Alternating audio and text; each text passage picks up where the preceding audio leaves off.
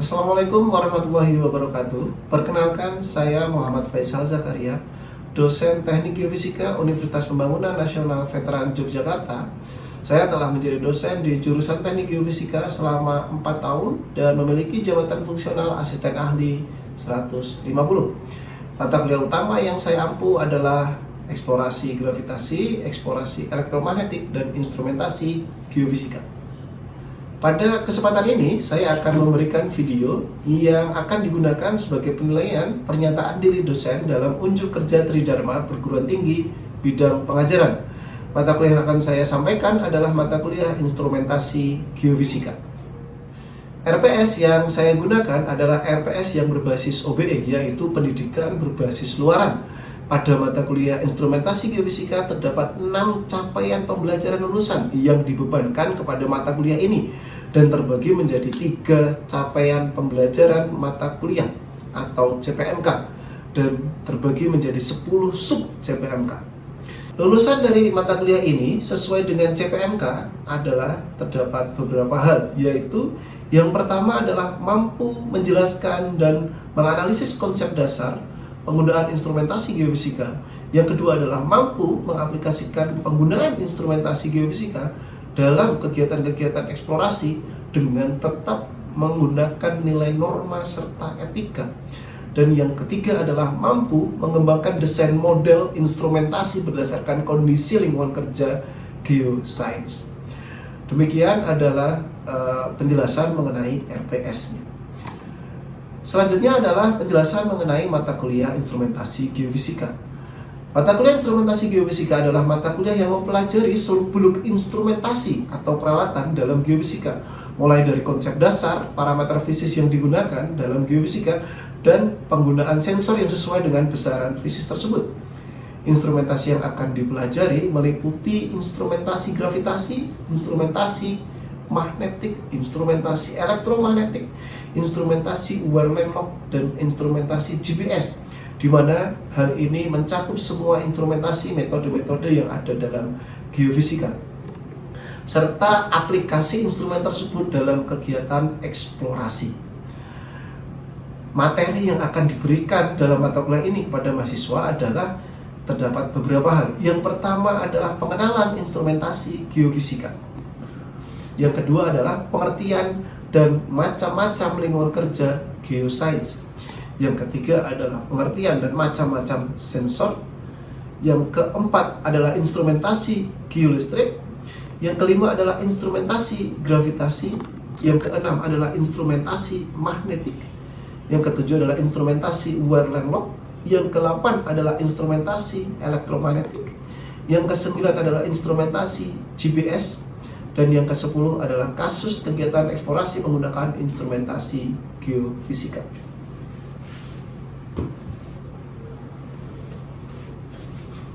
Pada metode pembelajaran mata kuliah ini adalah metode ceramah dan metode problem based learning. Diskusi kelas dilakukan pada setiap pertemuan untuk kasus-kasus tertentu dan kuis diberikan di awal pertemuan dan di akhir pertemuan sebagai indikator capaian pembelajaran dalam setiap pertemuan. Penugasan diberikan secara individu maupun kelompok pada setiap pertemuan tergantung dengan materi yang akan diberikan. Dan penugasan diberikan berupa pemecahan suatu masalah dan penyusunan naskah penyelesaian masalah tersebut. Pembagian penilaian pada mata kuliah ini adalah 30% ujian tengah semester, 30% ujian akhir semester, 30% tugas, dan 10% kreativitas dan keaktifan di kelas. Dan akhir kata, setelah ini akan saya tampilkan video mengajar yang telah saya lakukan untuk mata kuliah ini. Video ini diambil pada pertemuan kedua dari mata kuliah ini, yaitu materi, pengertian, dan macam-macam lingkungan kerja geoscience. Terima kasih. Baik, selamat siang semuanya. Assalamualaikum warahmatullahi wabarakatuh. Baik, semuanya sehat ya? Alhamdulillah. Kemarin minggu lalu kita sudah bertemu ya. Ada yang ingat minggu lalu apa materinya? Ayo. sedikit sih memang minggu lalu, tetapi kelihatannya ada yang bisa diambil kemarin. Ada. Itu dong. Lagi 05 Pak. Ya. Pertama itu parameter-parameter fisis, terus besaran-besaran fisis dan pengenalan instrumentasi geofisika itu gimana? Oke. Besaran fisis ada apa saja? Ada Nah itu. pertama nama kita Ah. 12 itu ada panjang dengan cara menentukan menggunakan garis, kemudian ada masa itu menggunakan neraca timbangan, kemudian ada waktu menggunakan stopwatch, kemudian ada suhu menggunakan termometer. Ya. Betul. Tiga hal itu betul. Jadi tadi ada panjang. Pakai apa panjang? Ya. Pakai mistar ya. Sebenarnya ukuran kan bukan terus pakai mistar, tapi kita membandingkan antara mistar standar, nanti namanya mistar standar dengan benda yang ingin kita ukur, kan gitu. Kalau waktu pakai stopwatch itu kita bisa menghitung antara jeda waktu tertentu, sebenarnya kan gitu ya. Jeda waktunya berapa detik. Terus tadi apa satu lagi? Suhu itu kalau suhu menggunakan apa? Kalau termometer nanti dia itu sebenarnya kalau termometer kan nanti ada yang digital, ada yang analog ya. Kalau yang kayak termometer yang dulu itu yang pakai air raksa itu sebenarnya membandingkan juga. Jadi kita sudah punya parameter suhu tertentu, angka berapa, nah gitu. Tetapi kalau digital nanti berbeda misalnya. Jadi itu nanti parameternya digital nanti akan kita coba bahas. Baik, betul itu yang kita pelajari minggu lalu masih sedikit. Hari ini nanti dan minggu ke depan ya kita akan membahas sudah masuk ke dasar-dasar instrumentasi sebenarnya. Nanti kalau saya sebelum UTS itu adalah dasar-dasar instrumentasi dan beberapa instrumentasi metode geofisika. Sedangkan nanti ke Pak Suharsono itu full tentang materi-materi instrumentasi khusus dengan metode geofisika. Ya, baik kita akan mulai hari ini dengan kuis dulu. Ya. Silahkan buka HP-nya atau laptopnya.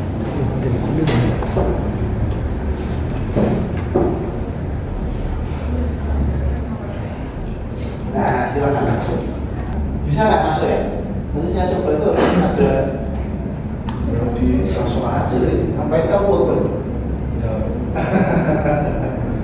Silakan tentunya 2 sampai 3 menit lah.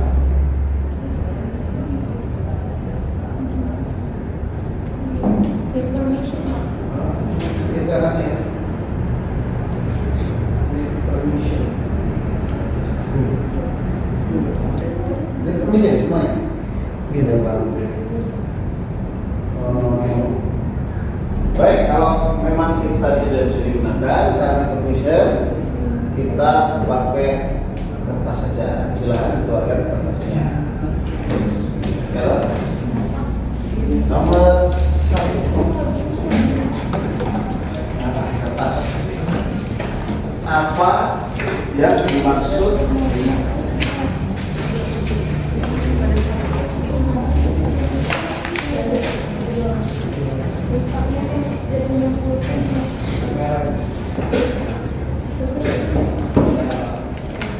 apa yang dimaksud dengan geofisika?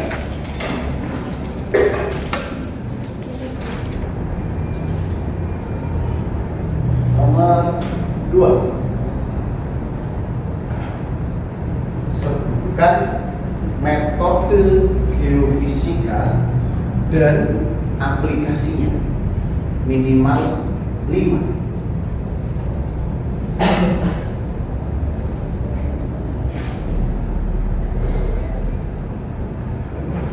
Ayo, sudah, ya. Oke, ayo, ya. Oke, nama ini jangan lupa loh. Ya, oke. Hari ini kita akan bahas tentang ini lingkungan kerja desa. Jadi sebenarnya nanti ada sebelum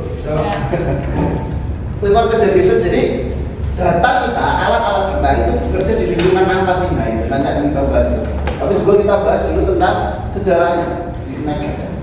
Ya, jadi sejarah pengukuran itu secara umum didefinisikan sebagai panjang, jumlah atau ukuran dari suatu yang diukur. Ya, dulu pertama kali awal enggak, kan enggak boleh pakai HP. Catatan baik. Ya toh? Dengan mencatat kau akan membaca, minimal kan baca. Saya bawa foto orang mesti buat dulu wis yakin. Kecuali buat update di story dia atau Instagram. Nanti kan selanjutnya boleh minta ya. Gak apa-apa minta aja nanti. Oke. Sejarah pengukuran. Jadi sejarah pengukuran awalnya itu belum ada ide bagaimana kita mempunyai sebuah pengukuran yang standar. Dulu orang pikirnya hanya ukuran panjang, lalu ukuran jumlah. Karena zaman dulu kan belum ada yang kita bicara mengenai volume ya. Jadi atau ukuran suatu hal yang diukur. Sistem pengukuran universal itu belum ada sampai abad sekitar 18, di mana pengukuran ini menjadi suatu hal yang kohesif. Kohesif artinya karena banyak kebutuhan tentang itu. Jadi awal mulanya dulu, jadi sebelum periode ini setiap negara memiliki pengukurannya sendiri-sendiri. Jadi kalau Anda tahu kaki, ya. Jadi feet itu pengukuran feet itu apa? Ya. Amerika. Ya, pengukuran jarak berapa feet itu karena memang dulu setiap negara punya sendiri. Mungkin kalau di kita punya jengkal, nah, ada yang bisa mungkin ya. Tapi kan jengkal tidak standar juga, artinya kan orang. Tapi kalau feet ada beberapa pengukuran di setiap negara akhirnya jadi internasional. Contohnya lagi adalah barrel. Barrel itu ukuran volume. Jadi dia sekitar 159 atau 165 saya lupa dikit itu liter. Ya, itu jadi barrel itu menjadi ukuran internasional. Pada tahun 1795 jumlah pengukuran di Prancis saja itu berjumlah hampir 700. Jadi dia ukurannya sendiri-sendiri, ukuran tinggi orang sendiri, ukuran tinggi hewan sendiri, terus ukuran jumlah gandum sendiri. Dulu awalnya gandum sih, ya. Jadi nama-nama banyak nama-nama pengukuran itu yang menggunakan apa ya, tubuh kita gitu, karena memang orang dulu kan juga masih standar ya, masih istilahnya ya masih standar aja mereka menggunakan apa yang bisa mereka lihat, misalnya kaki, tangan, ya kan gitu. Namun unit ini tidak bisa standarisasi. Seiring berkembangnya industri dan perdagangan di seluruh dunia, kebutuhan akan satu sistem menjadi mendesak. Jadi kenapa mendesak? Dulu karena perdagangan itu akhirnya dilakukan tidak hanya dalam satu negara. Ceritanya gitu. Karena pengukuran itu karena bukan pengukurannya yang berkembang, tetapi karena perdagangan. Intinya di perdagangan sebenarnya. Karena dagang dia harus memperjualbelikan barangnya dia di luar negaranya dia, maka butuh suatu sistem yang standar. Maka distandarisasi lah mulai dari situ. Mulai mencoba untuk menstandarisasi hal-hal yang bisa distandarisasi. Ya, karena ya Anda bisa bayangkan, kita mau mempunyai standar harga apa kalau kita nggak punya standar. Misalnya kamu mau jual beras, dulu jual beras misalnya per biji, kan repot sekali ya. Hitungnya repot. Akhirnya kan nggak mungkin per biji kan, akhirnya per karung kan gitu pasti ya. Tetapi per karung juga nanti karungnya tidak standar, makanya muncullah pengukuran-pengukuran tertentu untuk beberapa besaran yang pokok ya. Next coba. Nah, yang pertama adalah panjang. Jika ada ukuran yang terbukti paling berguna untuk manusia seperti itu adalah panjang. Banyak sekali ukuran-ukuran turunan dari panjang itu yang berguna untuk manusia, utamanya turunan dari panjang. Contoh panjang termasuk inci, ya, kaki, ya, halaman, mil, ya, itu maksudnya ya. Saya dengan bahasa Inggris betul. Ya, mengetahui bagaimana mengukur panjang cukup berguna kalau Anda mau mensurvei tanah. Misal zaman dulu kan pasti juga jual beli tanah, ya. Aku mau beli tanah itu tak tukar sama gandum. Nah, tanahnya berapa, gandumnya berapa kan gitu. Akhirnya butuh standar panjang. Nah, coba ini next.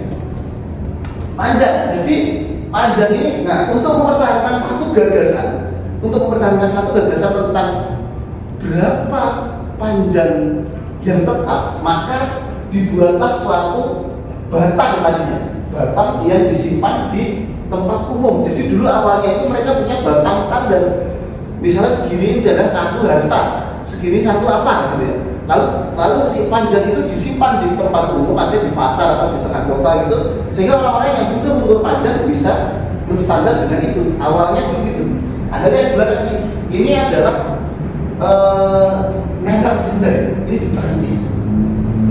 Jadi 1 meter itu segini nih. Segitu tuh 1 meter itu. Nanti akan kita bahas sebenarnya hari ini adalah pengertian instrumentasi geoscience, lalu juga alat yang digunakan untuk pengukuran geoscience. Dan nanti akan kita bahas hari ini khususnya adalah platform geoscience. Lalu mungkin ini besok ya, presisi dan akurasi dan juga resolusi. Jadi keempat hari ini akan kita bahas selama 1-2 pertemuan ke depan. Silakan apa-apa. Silakan nanti kelompoknya, silakan buka HP, boleh nanti salah satu dari kalian akan mempresentasikan yang sekilas saja ke depan mengenai hari ini. Apa yang perlu didiskusikan? Silakan Anda cari tahu metode-metode geofisika apa yang masuk platform darat, platform udara, platform laut, dan juga platform subsurface angkasa. Nggak usah susah mengukur ya, nggak usah ya. Darat, udara, laut itu dulu aja, 3 itu. Silakan. Saya kasih waktu sekitar 5-10 menit untuk Anda mendiskusikan, lalu Anda siap-siap untuk mempresentasikan cepat. Sudah? Silakan. Penjelasannya. Kelompok belakang ini. Ayo, yang lain mendengarkan ya. Ingat, menghormati satu sama lain. Silakan jelasin, adanya aja nggak apa-apa. Apa? Platform contohnya silakan ayo. Maju cepat. Iya, Pak. Semua atau satu? Semua. Ya, temannya ya. Ya, semua nggak apa-apa. Saya udah dulu. Ya, semua silakan dulu. Yang lain ingat, saya ingin kita respect satu sama lain. Kalau pas kerjain, pas ada yang menjelaskan tolong didengarkan, kalau perlu dikomentari ya, gitu. Silakan yuk. Saya tendang.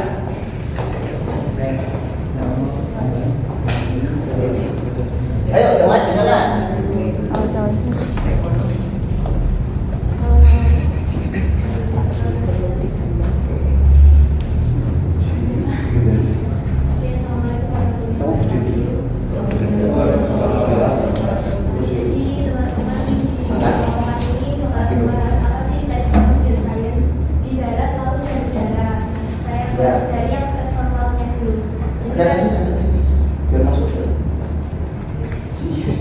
Jadi kan kalau kita sebagai Kurang sini.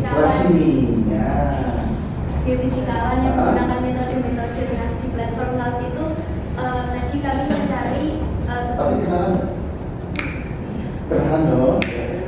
Saya tahu dong. Ya silakan kenalan. Perkenalkan,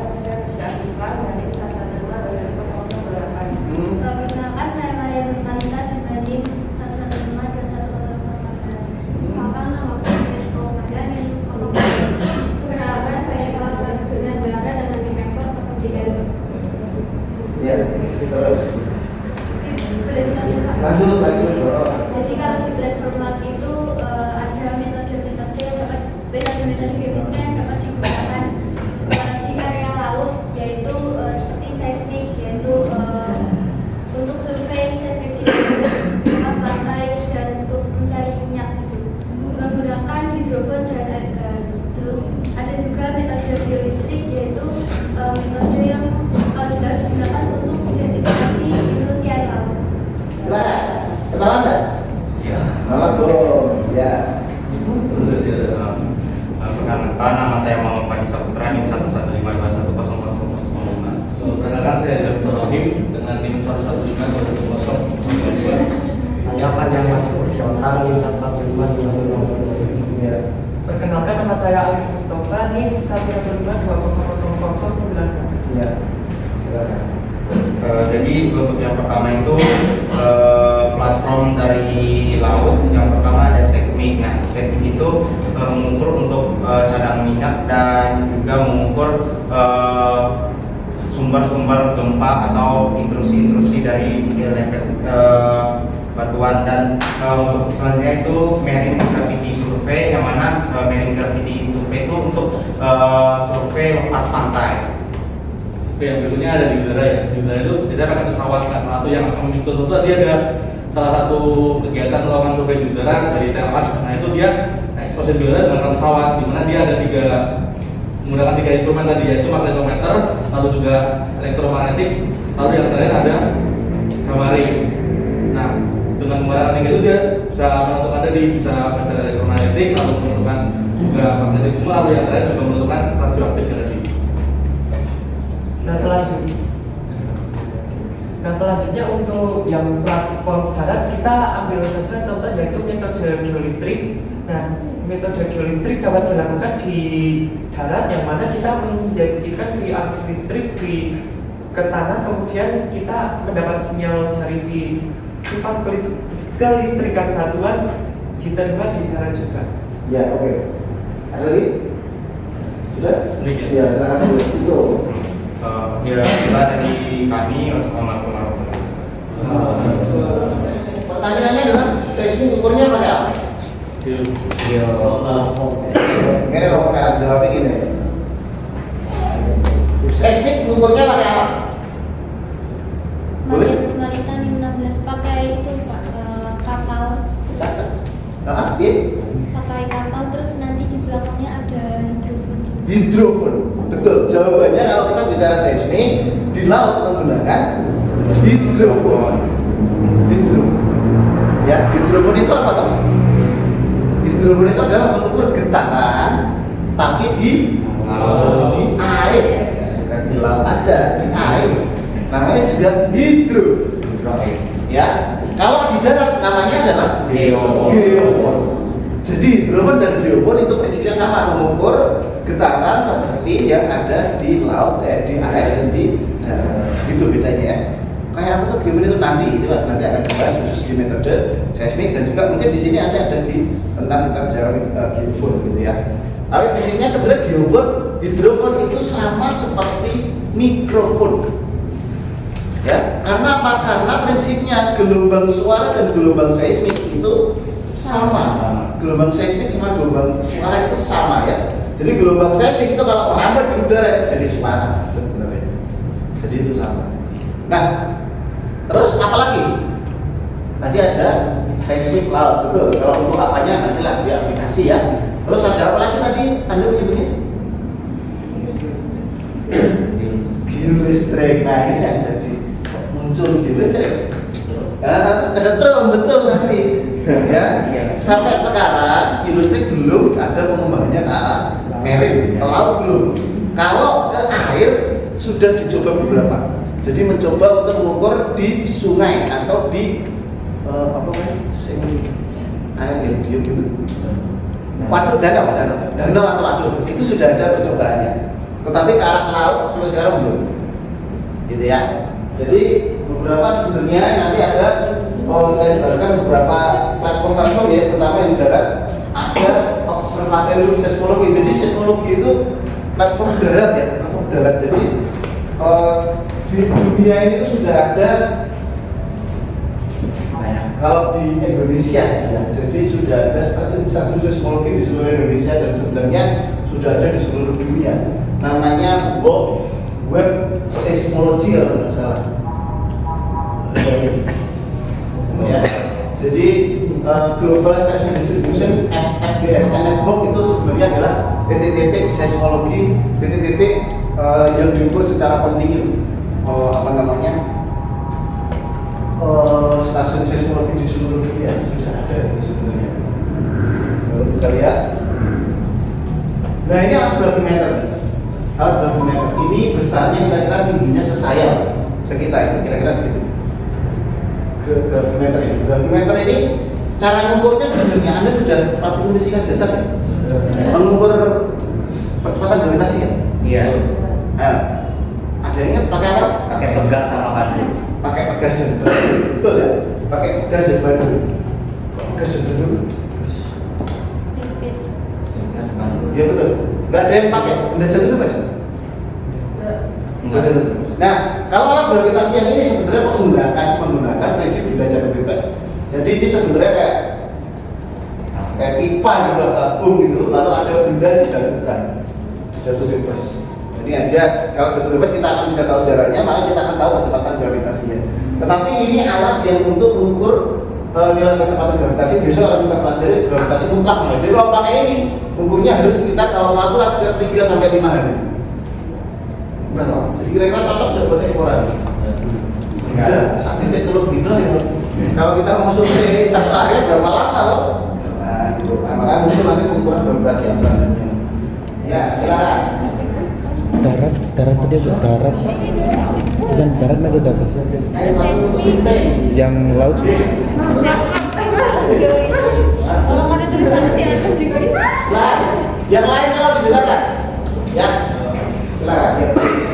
Untuk kelebihan dan kekurangan dari masing-masing platform, yang pertama, yang menggunakan nama saya Rahmat Rehan dengan NIM 034. Untuk kelebihan dan kekurangan dari masing-masing platform, yakni yang pertama platform darat, untuk kelebihannya yakni waktu yang dibutuhkan lebih cepat. Itu untuk metode seismik. Kelebihannya waktu yang dibutuhkan lebih cepat, serta dapat diaplikasikan dalam semua metode. Kemudian adapun kelemahannya tidak dapat menjangkau wilayah yang dalam.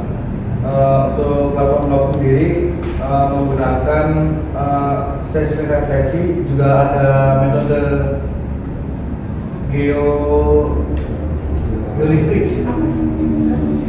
Untuk kelebihannya sendiri, Platform yang pertama platform apa? seismik. Platform apa dulu? Jalan metodenya, kita bicara platformnya loh. Iya kan? Platformnya tuh yang Platform darat.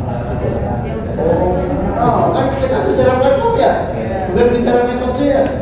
Oh, ngantuk gitu.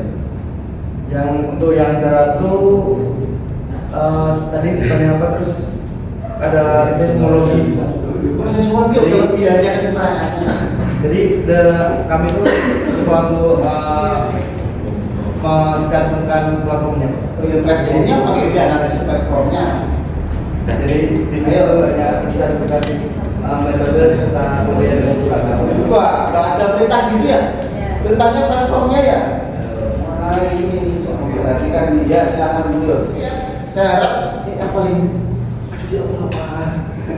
Ya, saya harap ini bisa menjadikan informasi buat kalian dan lebih masuk ya mengenai hal yang memang perlu kalian ketahui.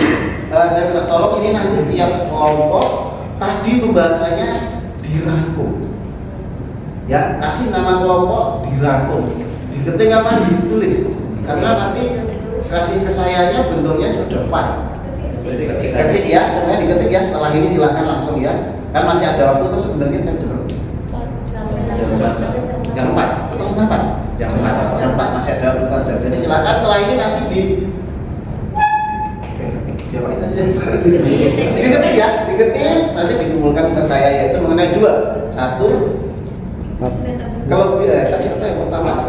Platform kita definisikan itu apa aja, dan juga kemudian ada masing-masing platform, bukan masing-masing metode, karena kita sudah bicara platform definisikan. Baik, jadi itu ya rangkuman kita hari ini. Saya harap itu bisa menjadikan informasi tambahan ke kalian. Ya, dikirim lewat ketua kelas. Nanti ketua kelas yang ngumpulin ke saya lewat RAR, ya. Lewat WA, apa lewat pos? Nanti ada WA saya. Ya, kita jumpa lagi minggu depan. Kita minggu depan bahas presisi dan akurasi untuk masing-masing metode. Baik, mungkin itu yang bisa saya sampaikan pada hari ini. Saya kurang kasih, selamat sore dan wassalamualaikum warahmatullahi wabarakatuh.